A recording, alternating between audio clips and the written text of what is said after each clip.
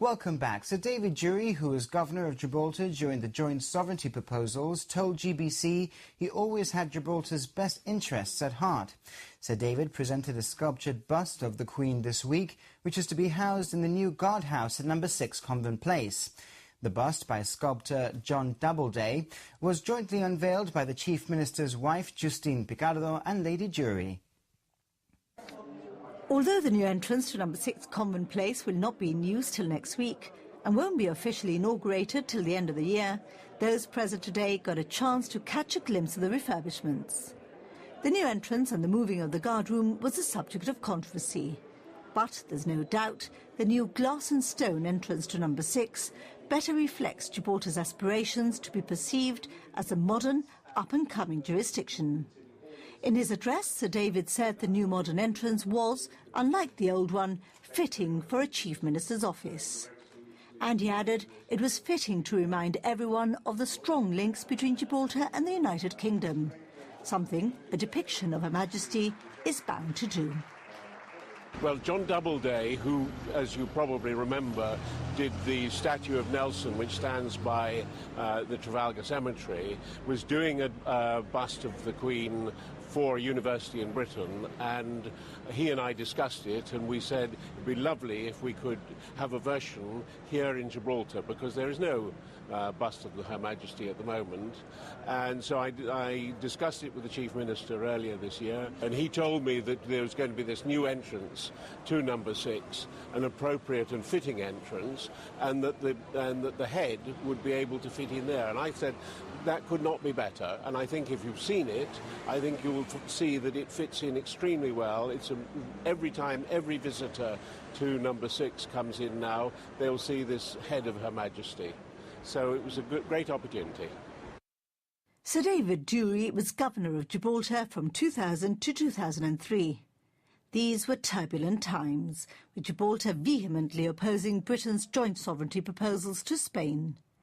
I asked Sir David how it felt to be back on the rock, especially when his term here had been anything but easy. It's great to be back. It wasn't an easy time. The people here were quite naturally very upset about the way the negotiations were going. I wasn't part of the negotiations. You remember, the governor is the Queen's representative, not the representative of the British government.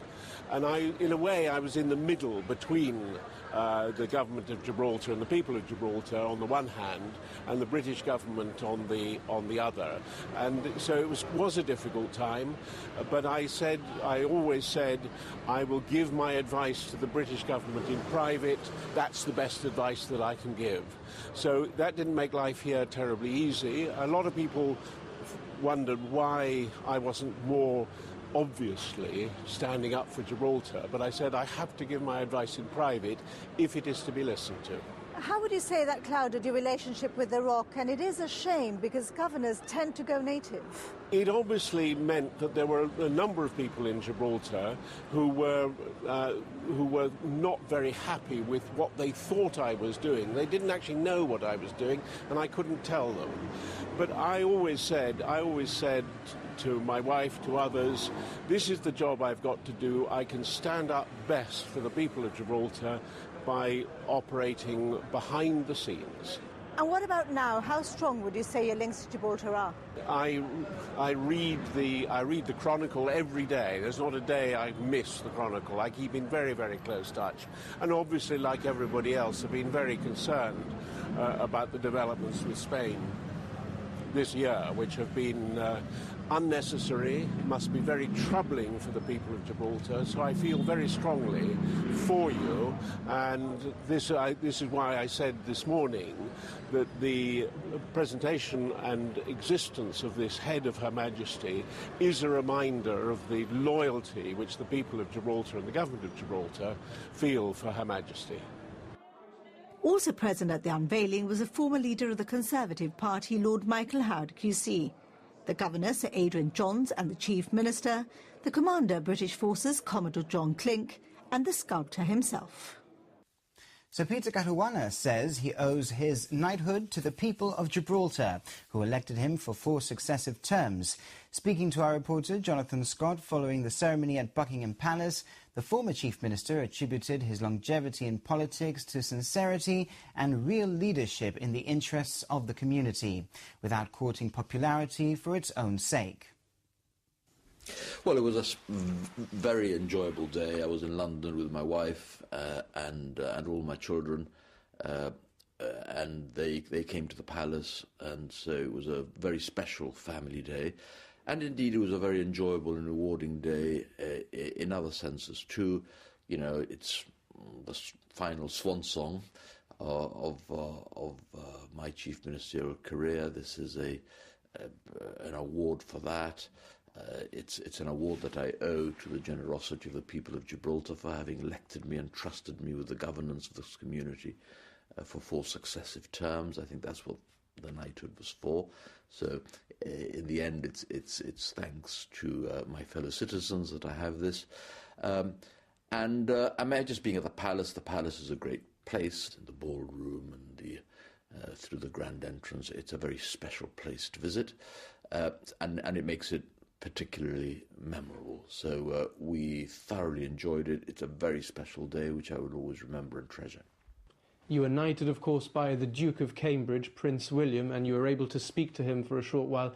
What was said between you?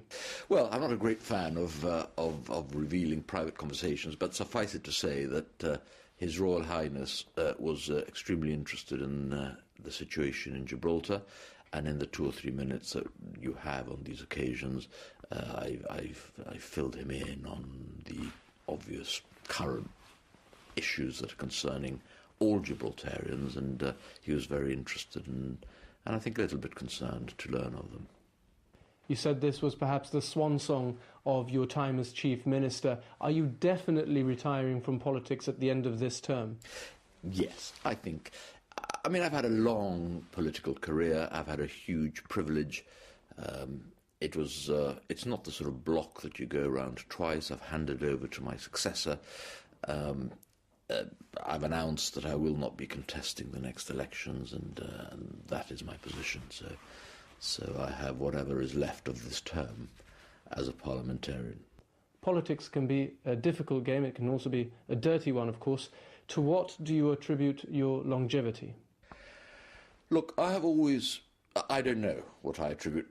I mean, I can speculate myself, but of course I don't know why people chose. I suppose it was ultimately because they thought that on balance, and I know that a lot of people rightly think that I got some things wrong.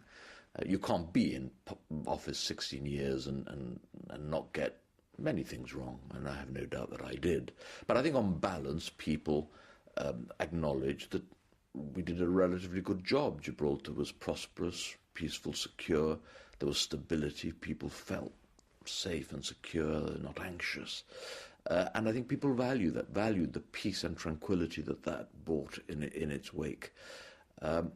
For my part, I always tried to have 2 qualities at the core of my political performances. I mean, I didn't seek popularity, I didn't court popularity.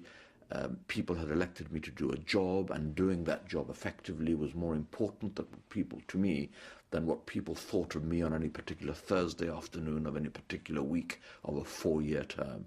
Leadership is about leading, whether what you've got to do at the time is popular or unpopular. It means saying yes when you can and saying no when you can't, and of having a vision for Gibraltar, the medium and long-term destinations of which may require you, in your judgment, honestly made, in the interests of your community, to do things that a lot of people may not like at the time. So that, and also sincerity. I always said it to people as it was. I think people grew to trust me when I said something. It was true and real. I never exaggerated. I never sought to cover my tracks. When I made a mistake, I admitted it.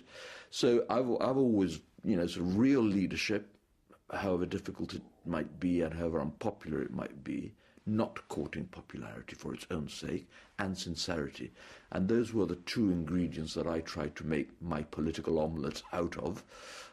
And it was a successful, people obviously appreciated it for at least 4 terms. Not quite enough of them appreciated it for a 5th term, but that's fair enough. Also this week, senior officers from the Borders and Coast Guard Agency recently qualified as aviation security managers. Hundreds took part in a cross-border procession and vigil to promote unity between both sides of the frontier. And a group of Gibraltar students who took part in a new internship scheme in Washington, D.C. were described as pioneers by the Chief Minister. For the rest of this week's news, you can head over to our website, gbc.gi/news.